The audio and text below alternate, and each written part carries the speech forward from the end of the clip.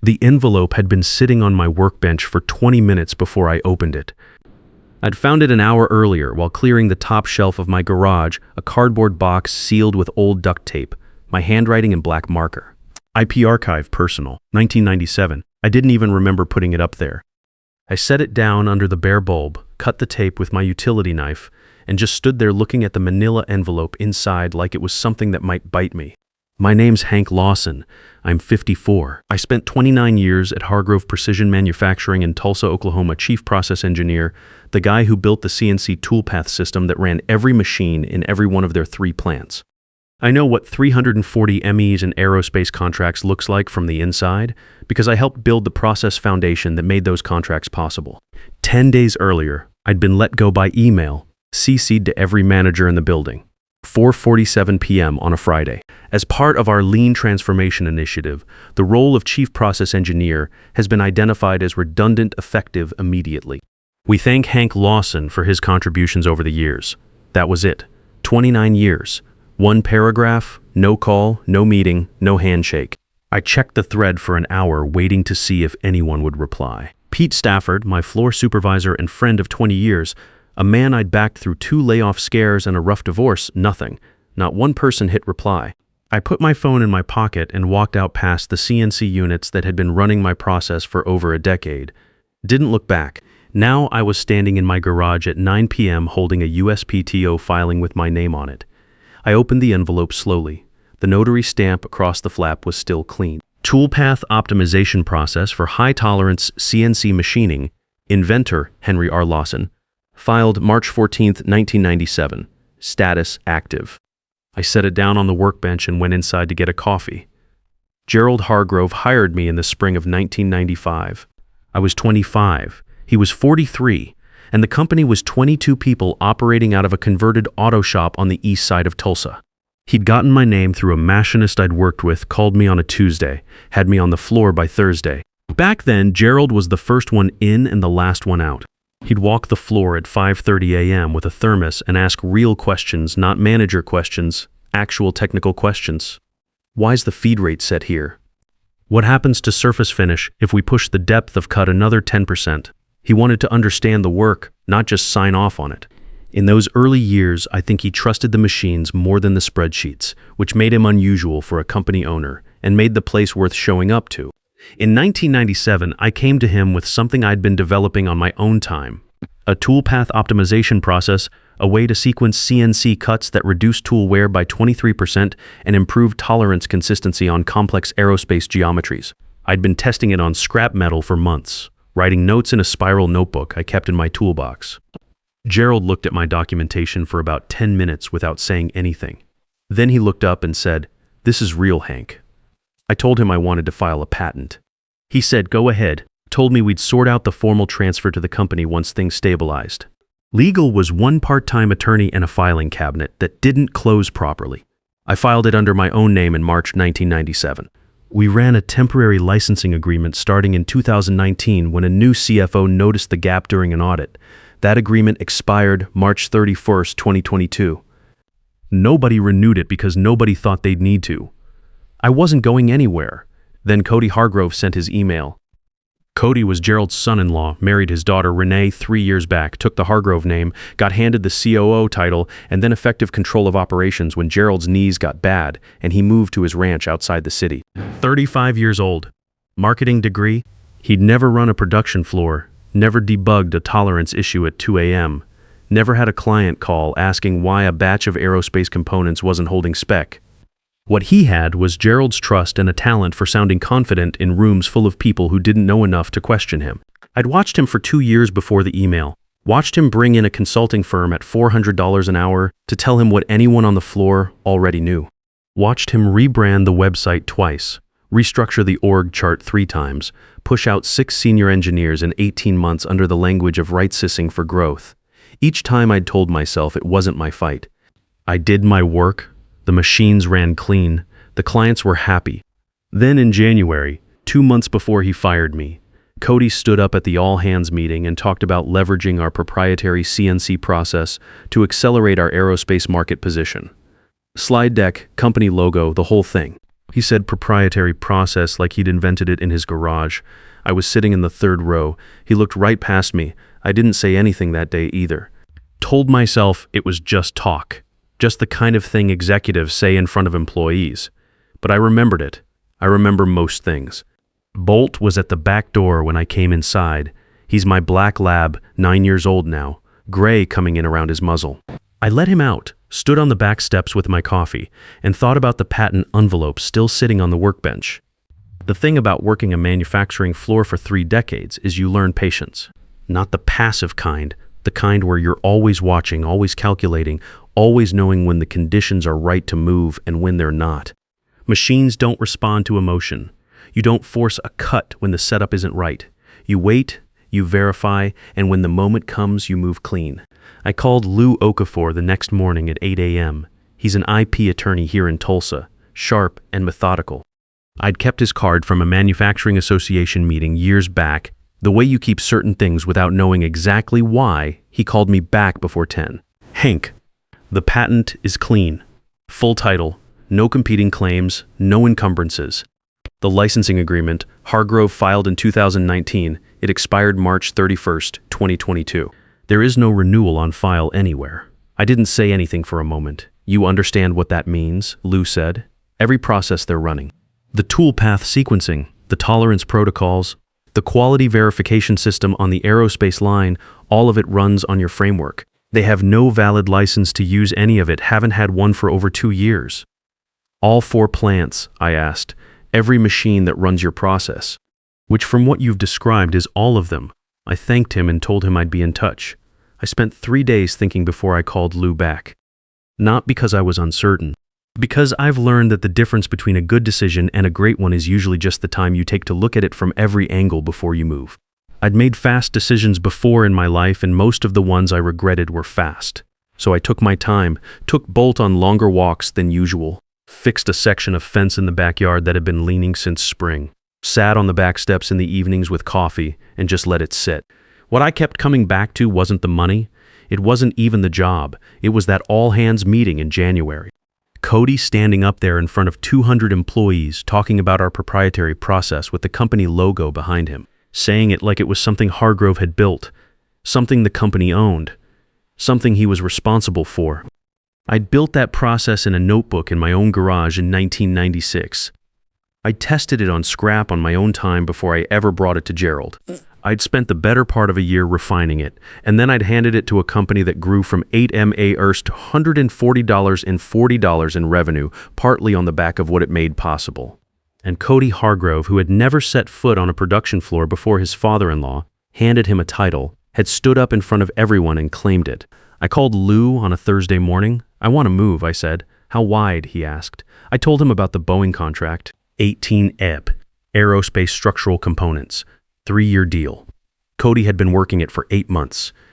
Every piece of technical documentation in that proposal, tolerances, process specs, quality protocols, was built directly on my toolpath framework.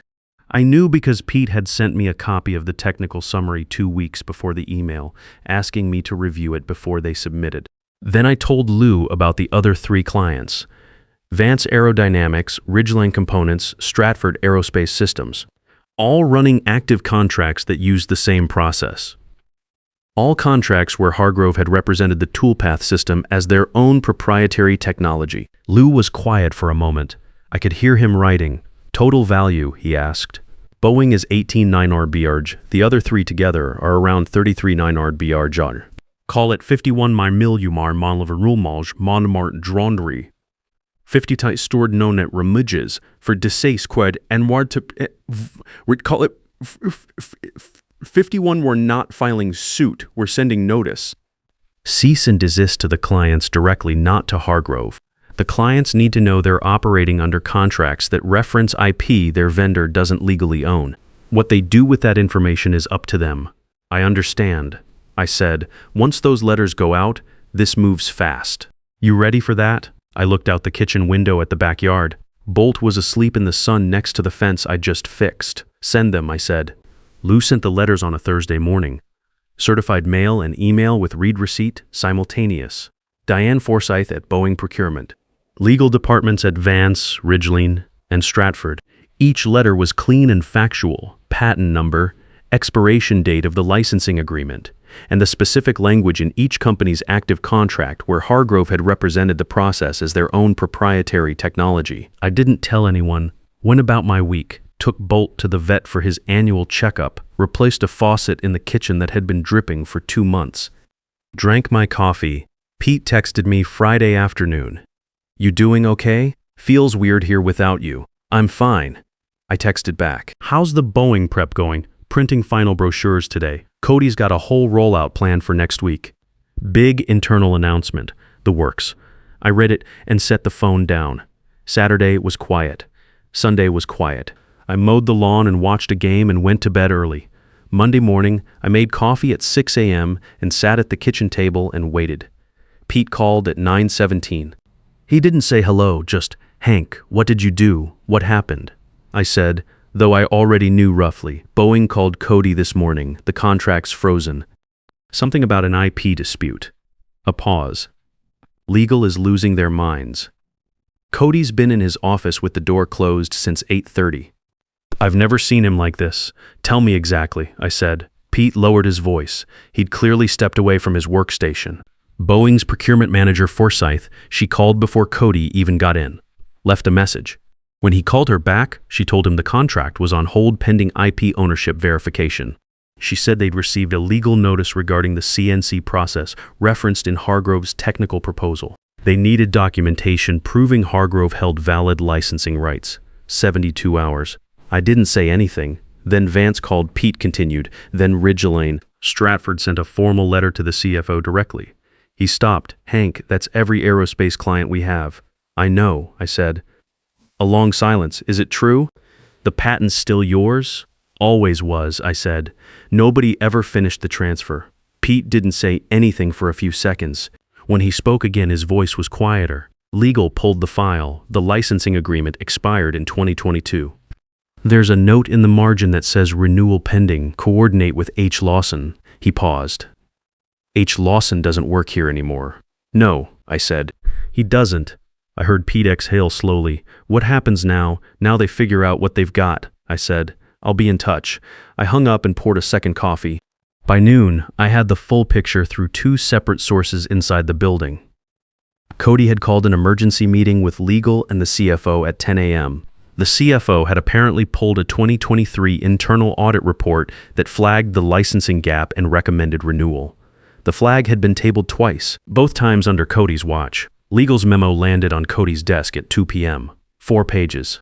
The last paragraph in plain language.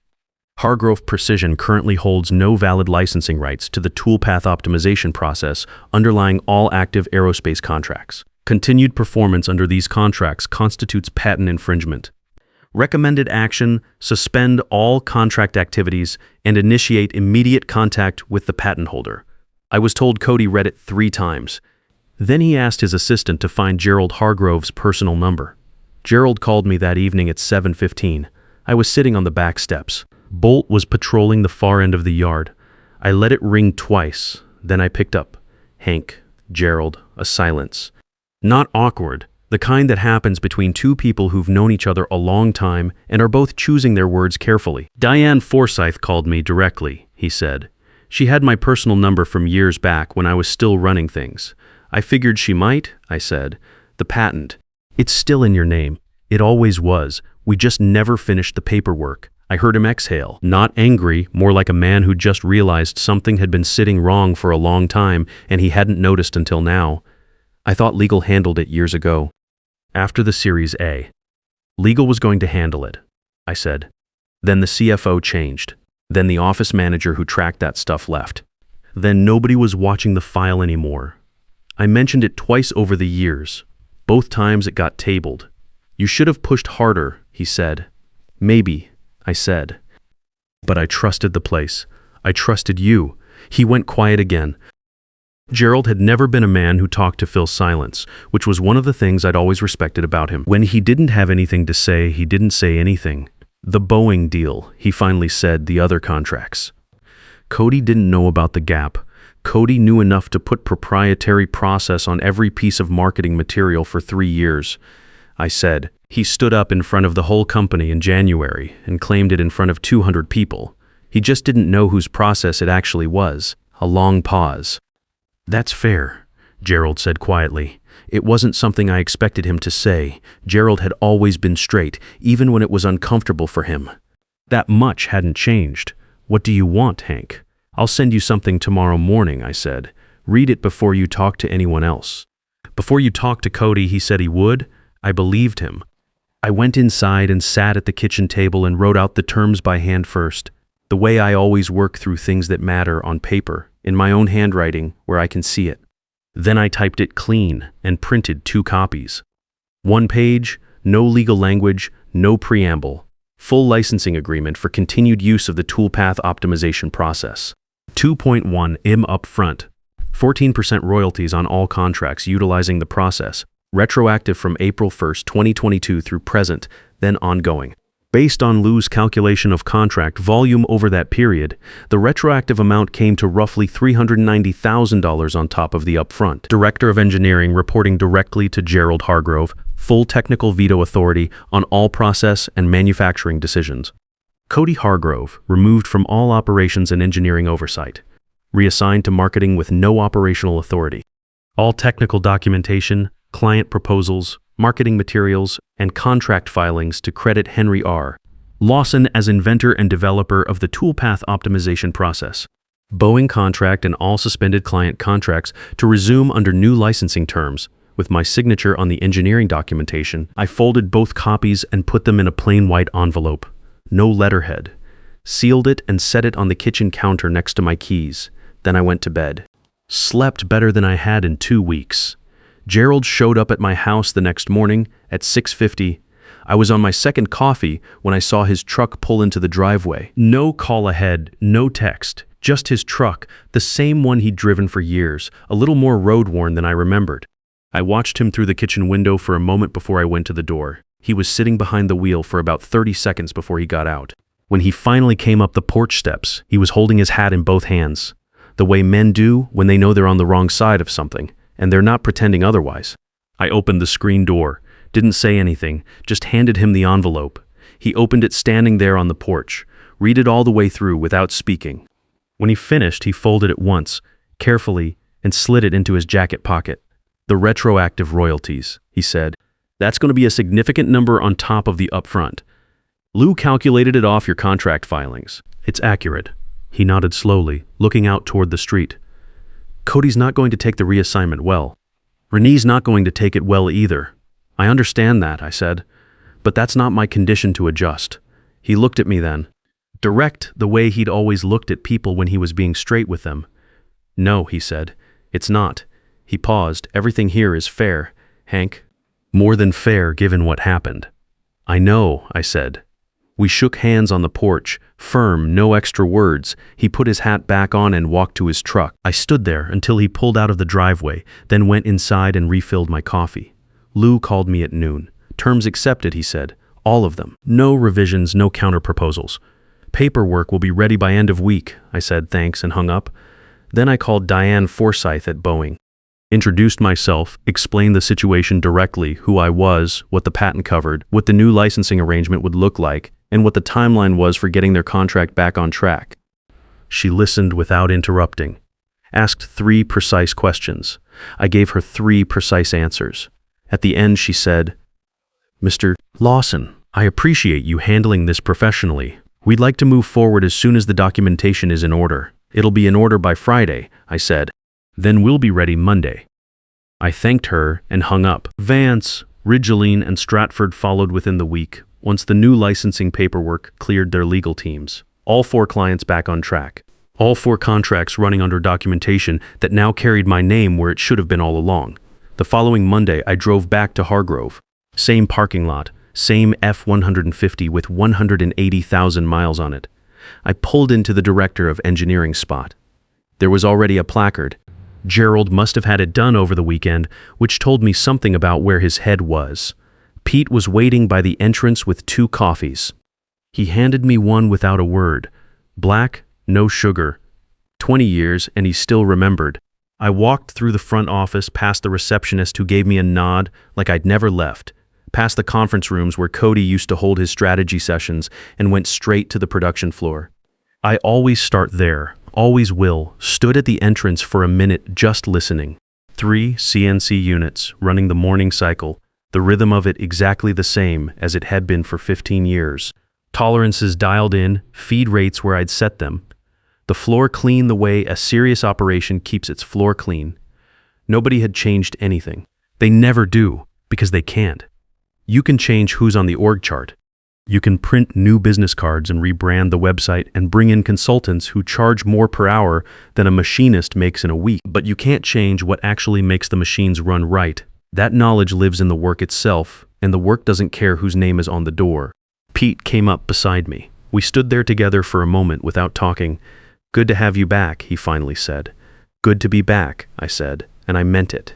The first thing I did that morning was walk every line with a clipboard, the way I used to do every Monday. Talked to the operators, checked the logs, looked at where tolerances were drifting and where they were holding clean. Found 2 issues in the first hour that had been logged and ignored for 3 weeks. Had them fixed before lunch. Word gets around a production floor faster than any company email. By mid-morning, people were stopping by with questions they'd apparently been holding on to for a while. Process questions, equipment questions, things that had been building up without anyone to bring them to. I answered what I could on the spot and wrote down the rest. Cody moved his things to the marketing wing by Wednesday. I heard through Pete that he'd told a few people the reassignment was temporary, that it was a strategic shift, that he was going to be focused on business development. Maybe he believed that. It wasn't my concern either way. What I know is that by Wednesday afternoon, the floor felt different.